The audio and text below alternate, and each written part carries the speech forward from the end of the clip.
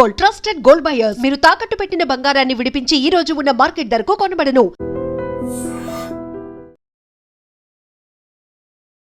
Hello views, welcome to iDream media.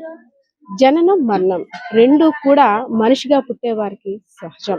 ఎందుకంటే ఎప్పుడు పుడతామో ఎప్పుడు మరణిస్తామో కూడా ఎవరికి తెలియంది. సో మనం మరణించిన తర్వాత కూడా మన పేరు చిరస్థాయిగా నిలవాలంటే ఆ అద్భుత అవకాశం ఎంతమందికి దక్కుతుంది.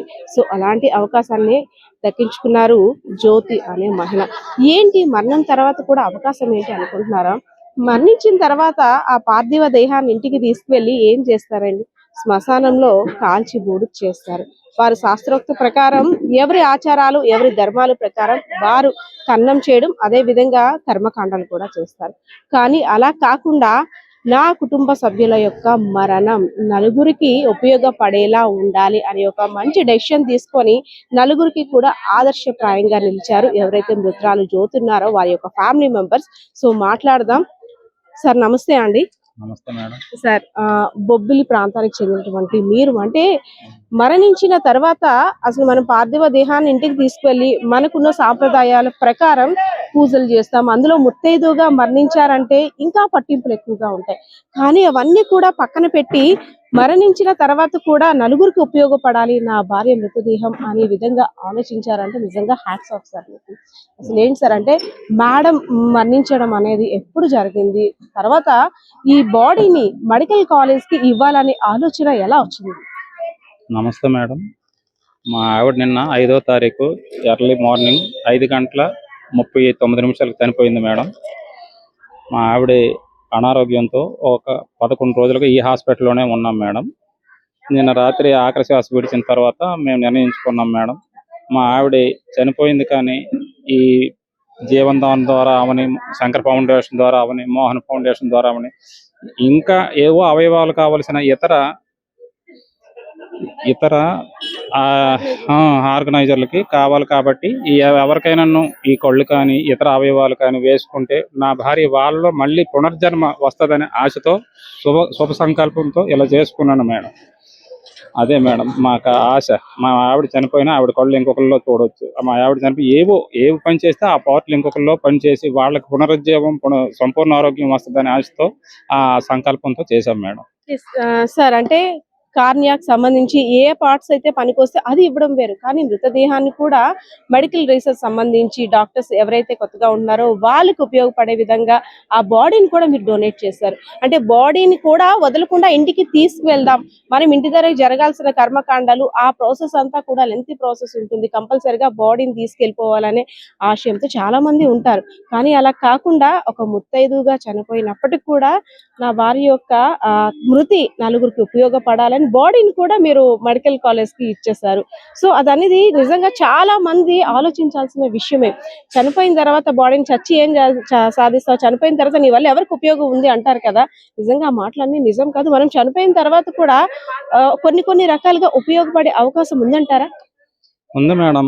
ఎందరో పిల్లలు అక్కడ అంత పెద్ద మెడికల్ కాలేజీలో చదువుకుంటారంటే వాళ్ళ అతిపెద్ద చదువుకి నా భార్య కూడా తన వంతుగా ఉడతా సాయం అందిస్తుందంటే నాకు ఎంతో గర్వంగా ఉంది మేడం.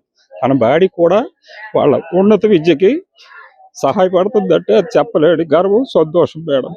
ఆ కారణం చేత ఇచ్చాం మేడం మనస్ఫూర్తిగా, నేను నా కూతురు. మనం కష్టంలో ఉన్నప్పుడు అందరూ ఓదారుస్తారు, కానీ కష్టంలో ఉండేటప్పుడు స్పాంటేనియస్ గా కొన్ని డెసిషన్స్ తీసుకుంటాం చూడండి.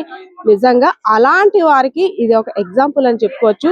సో ముఖ్యంగా మదర్ తో కూతురికి ఎంత ఎమోషనల్ బాండింగ్ ఉంటుందో చెప్పనక్కర్లేదు. ఎందుకంటే అమ్మ అనారోగ్యంతో ఉన్నప్పుడంతా ఒకెత్తు, తనకి ఏ విధంగా నేను సర్వ్ చేయాలన్న ఆలోచన ఒకెత్తు ఉంటుంది. కానీ చనిపోయిన తర్వాత అమ్మ ముత్తైదువుగా చనిపోయింది, నా బాధ్యత ఏంటి, అమ్మకి ఇంకెలాంటి కార్యక్రమాలు చేయవలసి వస్తుంది, సో అమ్మకి ఇంకేమైనా పూజలు చేయాలా, అమ్మకి సంబంధించి ఇంకే కార్యక్రమాలు చేయాలా అని ఆలోచిస్తుంటారు కొన్ని కుటుంబాలు. కానీ అందుకు భిన్నంగా ఆమె యొక్క కూతురు కూడా అంటే సమాజ సేవ కోసం ముందుకు వచ్చారనే చెప్పొచ్చు. ఆ బాడీని చాలా మంది ఫ్యామిలీ మెంబర్స్ ఒప్పుకోరు. అంటే ఆర్గాన్స్ డొనేషన్ వల్ల ఎంత ఉపయోగాలు ఉన్నాయో, అసలు ఎన్ని లాభాలు ఉన్నాయో చెప్పినప్పుడు కూడా చాలా మంది కుటుంబాల్లో ఈ అవగాహన లోపం తక్కువనే చెప్పుకోవచ్చు. కొంతమంది మూఢ నమ్మకాల కారణంగా మనిషి ఎలా జన్మించాడు అలానే మరణించిన తర్వాత కూడా కన్నం చేస్తానే మళ్ళీ పునర్జన్మ ఉంటుందని రకరకాలుగా ఒక్కొక్కరు ఒక్కో భావన ఉంటారు.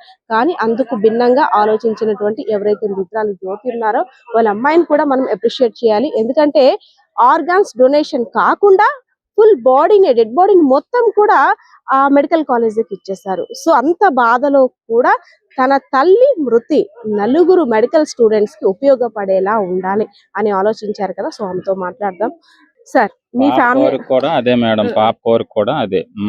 అలా అమ్మ చనిపోయిన ఎమోషన్ లో ఉంది, తను మాట్లాడకపోతుంది. తను కూడా నాకు ముందే చెప్పింది, డాడీ ఎవరికైనా మెడికల్ స్టూడెంట్స్ కి అమ్మ బాడీ స్పాన్సర్ చేద్దాము, మనం ఉపయోగపడాలి ఇంకొకరికి అనేసి. సార్, మీ ఫ్యామిలీ మెంబర్స్ మరి ఒప్పుకున్నారా? ఎందుకంటే మనదంతా కూడా కొంచెం విలేజ్ అట్మాస్ఫియర్, బొబ్బిలి ప్రాంతం అనేసరికి బాడీని, అందులో పుణ్యస్త్రీ చావు అనేసరికి చాలా సెంటిమెంటల్ గా ఫీల్ అవుతుంటుంటారు. నార్మల్ మనుషుల్నే కాస్త సాంప్రదాయబద్ధంగా అన్ని చెయ్యాలి, లేదంటే ఆత్మ శాంతించదు అది ఇదని అనే అపోహలోనే అనే భావనలో, అపోహానికి కూడా అంటే భావనలో ఎవరి భావన వాళ్ళది ఉంటుంది.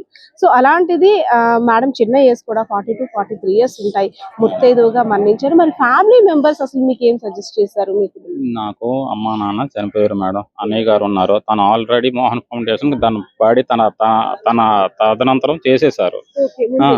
అతను ముందే చేసేసారు. అతను చేసింది కాక ఒక 50-30 మందికి కూడా చెప్పి చేయించారు, మేము ఎప్పుడైనా చనిపోతే మా బాడీ మొత్తం మోహన్ ఫౌండేషన్ కేను అనేసి. ఆ ఇన్స్పిరేషన్ తో, ఆ యాటిట్యూడ్ తో, ఆ అంబిషన్ తో మేము చేసాం మేడం. మేము చనిపోతే అయితే కాల్ చేస్తారు, హిందువులు అయితే, క్రిస్టియన్స్ అయితే పాతేస్తారు. ఇవి కాకుండా నేటి టుడే జనరేషన్ కి మేము ఉపయోగపడతాను, ఇది చాలు మాకు. మేము చనిపోయినా నా భార్య ఇంకొకరిలో బ్రతికే ఉంది, అది చాలు. చనిపోయిన తర్వాత వచ్చే ఆ ఆనందం వేరే కదా సార్. చనిపోతే ఏడుస్తాం ఒక రోజు, సంవత్సరం, వాళ్ళ జ్ఞాపకాలు కాకుండా ఇంకొకరిలో కళ్ళు రూపంలోనూ ఏదో ఒక అవయవం రూపంలో, నా భార్య అవయవం ఇంకొకరి రూపంలో పనిచేసి వాళ్ళకి సంపూర్ణ ఆరోగ్యం, సంపూర్ణ దీర్ఘాయుష్ ఇస్తే అంతే చాలు మేడం. ఇప్పుడు ఉన్నత చదువులు చదువుకుంటున్న పిల్లలకి ఆ మెడికల్ కాలేజీలో బాడీ ఇచ్చామంటే అందరూ మా ఆవిడ శరీరం ద్వారా వాళ్ళు ఎన్నో బయాలజికల్ గా ఉపయోగపడితే ఎంతో చాలు మేడం. మాకు అదే తృప్తి.